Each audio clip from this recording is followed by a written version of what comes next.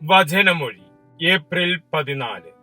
വചനഭാഗം റോമ 3:27-31, മത്തായിയുടെ സുവിശേഷം 8:5-13. ഈശോയിൽ സ്നേഹമുള്ളവരെ, തോമാസ് ശ്ലീഹായുടെ വിശ്വാസ പ്രഘോഷണത്തോടുകൂടി ആരംഭിച്ച ഉയർപ്പുകാലത്തിന്റെ 2ാം ആഴ്ച വിശ്വാസത്തെക്കുറിച്ചും വിശ്വാസത്തിൽ ആഴപ്പെടുന്നതിനെക്കുറിച്ചുമുള്ള വിചിന്തനങ്ങളാണ് ഓരോ ദിവസത്തെയും ദൈവവചന വായനകൾ നമുക്ക് നൽകുന്നത്. ഇന്നത്തെ തിരുവചനം പങ്കുവെക്കുന്നതും മിശിഹായിൽ വിശ്വസിക്കുന്ന എല്ലാവർക്കും രക്ഷയും കൃപയും ലഭ്യമാണ് എന്ന സന്ദേശമാണ്.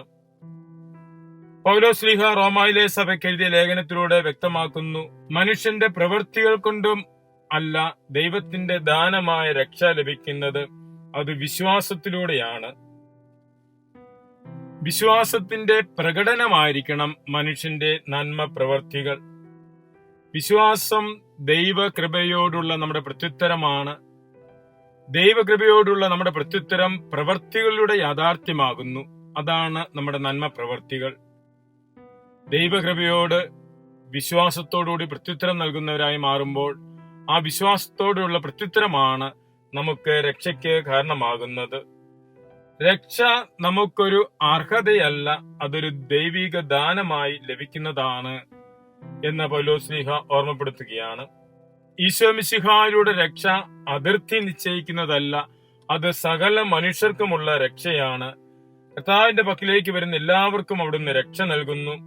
ഇന്ന് സുവിശേഷത്തിൽ നിന്ന് നാം ശ്രവിക്കുന്നത്, വിജാതീയനായ ഒരു ശതാധിപൻ കർത്താവിന്റെ പക്കൽ വരികയും അവന്റെ വിശ്വാസം ഏറ്റുപറയുകയും ചെയ്യുമ്പോൾ അവന് രക്ഷ ലഭിക്കുന്നതാണ്. ഈശോ അവനെ കുറിച്ച് പറയുന്നു, യഹൂദരിൽ ഒരുവന് പോലും ഇത്രമാത്രം വിശ്വാസം കണ്ടിട്ടില്ല.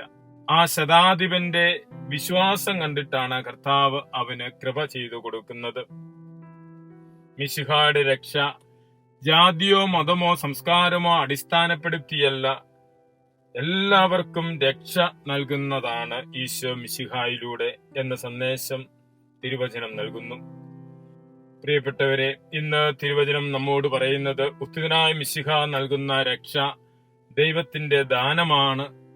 ആ ദൈവിക ദാനത്തോടുള്ള നമ്മുടെ പ്രത്യുത്തരമാണ് വിശ്വാസം.